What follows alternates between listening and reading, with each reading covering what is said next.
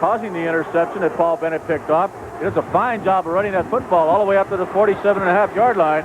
Don't forget, the Calgary Stampeders are working against a very stiff freeze in this first quarter. Ray Krause takes the handoff from Bernard Quarles across the 50 to near the 53-yard line for a gain of 5 yards on first down. Aaron Brown making the tackle defensively for the Blue Bombers. They line up the same along the front three. They have a change in linebacker from last week. John Pointer back in, replacing James Reed. And the defensive backs, Paul Bennett, the safety man back there, who picked off that pass earlier. Second down and 5 for Calgary. Good protection for Quarles down the middle. Close. Makes a super catch at the 40-yard line for the first down. Tackled immediately by Vernon Paul, a gain of 18. Boy, just great protection by the offensive line of the Stampeders. Watches Aaron Brown comes around on the blitz and dealing in there. And Willie Thomas, number 51, the offensive center, does a good job of picking him up. Gives Quarles a lot of time to throw the football.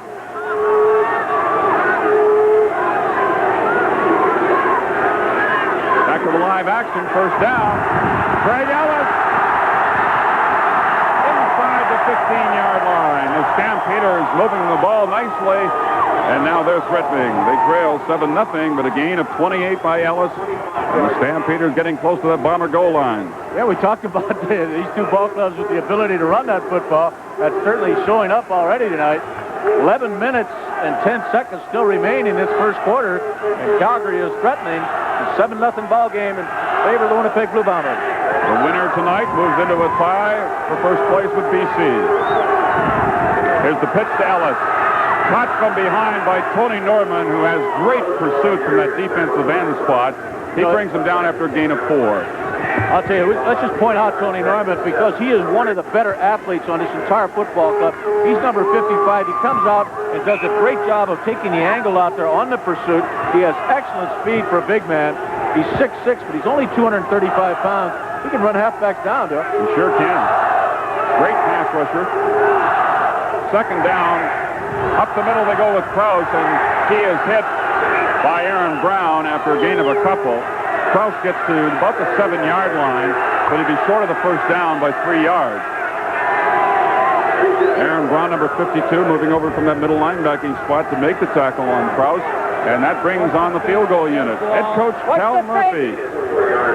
Of course, Cal has 6 straight Grey Cup victories as an assistant, 1 in Montreal, and in the last 5 with Edmonton. J.T. Hay will try from 14 yards away. He has the longest field goal this year in the CFL, as you see, 56-yarder. This one, 14-yard attempt with Jerry DiTilio doing the holding. It is good. So the Stampeders cut into that Bomber lead. It's now a 7-3 ball game, 9:51 remaining, and we'll be back in just a moment. And in field goal heroics, they beat them 32-30, and then, of course, they lost 30-18 against the Montreal Concorde. So Winnipeg considers this a very critical football game for them. Earlier this season, the Bombers defeated the Stampeders 36-21. Quarles gives to Craig Ellis. Ellis fends off a couple of tackles and gets out to near the 44-yard line. A good bit of running by Ellis, number 19. Finally stopped by David Shaw, the corner, number 36, after he spun off 3 or 4 tacklers. A gain of 9 yards, second down and 1. Great second effort by Craig. Watch this as the initial good penetration by Vernon Paul, number 54. The initial penetration by Ty Jones. Initial contact, and then Ellis, with that second effort, gets it up to the 44-yard line. Ray Krause this time, and he has the first down. Paul Bennett looked up quickly from that safety spot, made the hit on him along with Vernon Paul, but Krause got across the 45 to about the 46.5, enough to move the yardsticks and sustain the drive. Przani checks back in offensively. McTagg leads the playing field. We mentioned that Krause was the second leading rusher in the Western Conference of the CFL, and his running mate there, Craig Ellis, is 6th. He had 239 yards coming into tonight's ball game. As a team, Calgary averages 6.8 yards per carry. Second only to Ottawa. Little delay here to Ellis. Skipped outside with it. to the 41-yard line. Again, it's Bennett and Paul that bring them down, but it's another first for the Stampeders. Wow, what a great move Ellis makes just as he gets to the line of scrimmage. He dips to the inside on his 24-yard gain. It's kind of a delay play. Mike Levenstaller, number 17, the inside receiver, gets a fine block for him, as does Dave Kersinger, the left tackle, number 69. Kersinger, of course, many fans of the CFL will remember has played guard most of his career. He's moved to that outside left tackle spot, doing a great job there. Ray Krause is caught in the backfield. Good defensive play by Pete Caton, number 53. And that'll push the Stampeders back to the Bomber 46-yard line, a loss of 6. Bill, I think maybe this is what makes Pete Caton arguably the best defensive end in the Canadian Football League. Just that great quickness. Watch him come down to the inside. He sees that guard in front of him going down, and he's in that backfield with great penetration. Excellent defensive play. Big loss for the Stampeders, pushes them back out across the 45-yard line. They're moving into this stiff breeze with 2:54 remaining in the opening quarter. Quarles now facing 2nd and 16. Darren Peters. Boy, they'll have to put it up this time, of course. Going deep. Nobody there. Intended receiver was Ray Krause. Wiley Turner was the closest man to it, the defensive back for the Bombers, and that brings up 3rd down. Jocko yesterday also talking about Quarles. He said he has such a strong arm, you know, if that wind blows, Quarles won't even know it. He just whips it so hard. Actually overthrew the football against this 30-mile-an-hour wind. We got advantage right now because the second quarter we got the wind in our back. We try to score this half. Okay, James. All right. Hey, Mom. Bernard Quarles hits Darrell Smith at the 36-yard line, and it'll be very close to a 1st down. Smith going very low to make the reception in front of Wiley Turner, number 28, his first catch of the evening. And they may need to bring the sticks across the field to measure this one.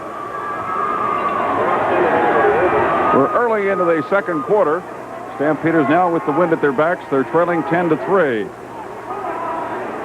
Mind you that the Ottawa Roughriders, who are not playing this weekend, but they're getting ready for a big reunion of the 1973 Grey Cup team next weekend in Ottawa. And possibly there are some players out there who haven't been contacted yet. They're members of that 1973 Ottawa Grey Cup team. You're reminded of the reunion coming up next weekend.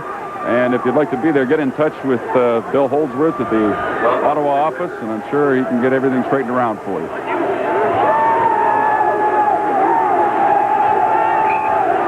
Second down and a little bit for the Calgary Stampeders. 36-yard line. Ray Krause has the 1st down. Stood straight up by Aaron Brown and finally pushed to the turf. They get up pushing and shoving with each other now. I'll tell you, Brown did a pretty good job of standing his ground after that 1st down was picked up. Watch him, number 52. That's the way a linebacker has to hit a back.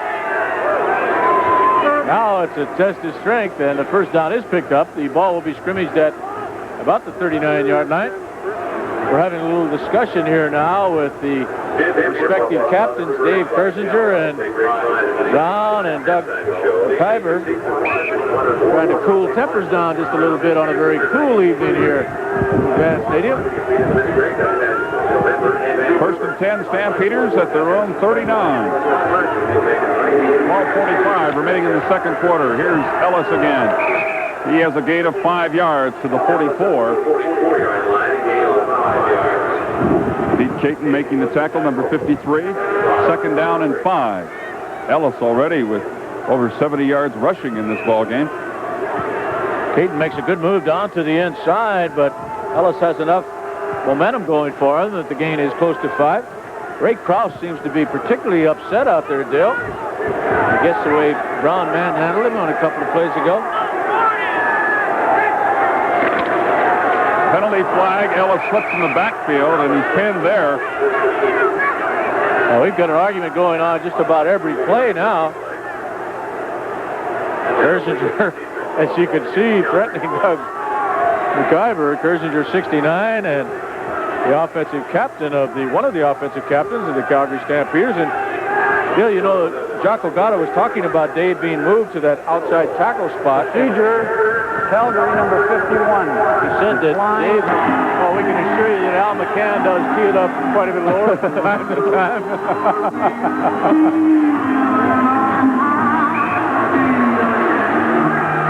Calgary Stampeders are 1st and 10 at the Bomber 42-yard line. Just over 10 minutes remaining in the first half. It was estimated about 26,000 to be here tonight at McMahon Stadium. I don't know if that many showed with this weather conditions there. Pressure on Bernard Quarles. He gets away from him. Finds Armstead open, and Armstead drops the football. We had Murphy a little while ago drop one, and now it's Armstead's turn. John Pointer, number 37, with the extreme pressure on Quarles initially. Watch the left side of your screen. It looked like the Winnipeg Blue Bombers had the first sack of this ball game, and Quarles just pulls up and throws a strike to Willie Armstead. Willie, the leading receiver for the Stampeders, coming into the ball game, 32 catches, but he ranked only 12th in the Western Division of the CFL, and he's their top receiver. There's Quarles on his own now, and he's forced out of bounds by Aaron Brown, number 52. The ball will be spotted at the 33-yard line, and the Stampeders will be a yard short. Bill, I think that they'll gamble in this circumstance. I don't think they want to settle for a field goal. And the fans here, the Stampeder fans, is certainly telling Jocko that's what they want. Well, it's a pretty good gamble on the Stampeders' part. They've only lost the ball on downs twice this year, and they have an excellent running attack. 3rd down and 1 from the 33-yard line. Mark Nelson, number 82, who normally is a backup linebacker for the Stampeders, comes in with information for the young quarterback.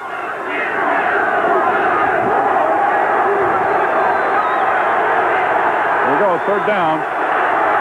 Give us a Kraus, and he's got plenty for the first down. He got 5 yards on that burst. Pointer making the tackle, and the Stampeders are able to sustain this drive. Well, this is a running football club, Dale, and you're right. I think that's a gamble that Jocko would take in almost any circumstances. They feel they can run the football as good as anybody up here.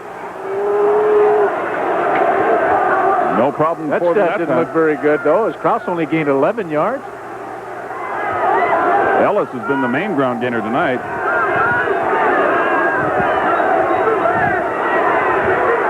Under 9 minutes remaining in the second quarter on first down. Quarles throwing back to Levenseller. Levenseller takes a hit from Paul Bennett in the end zone.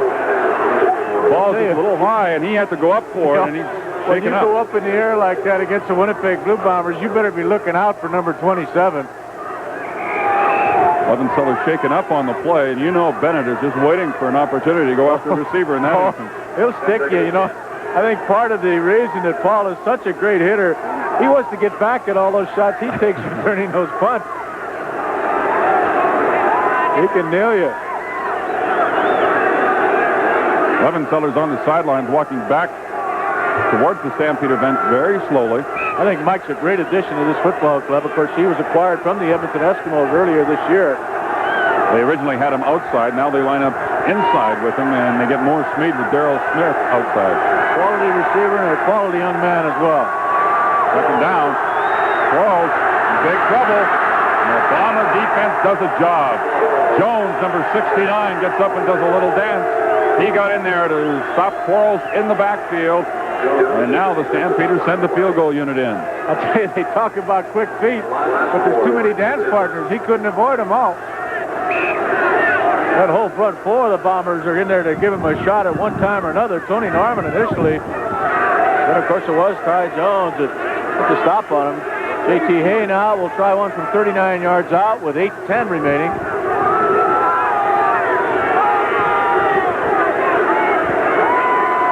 That's DeTilio doing the holding at the 39-yard line. And now he took too long. Something was bothering DeTilio. It didn't look like he was counting players on the field. I'll tell you one thing, Dale, that's not very good when you get a time count penalty when the wind is at your back, and that's your big advantage in this second quarter. I'm sure the Stampeder bench won't be very pleased with that one. And with that delay call against the Stampeders, it gave the Bombers a chance to change up defensively. Scott Flagel, number 14.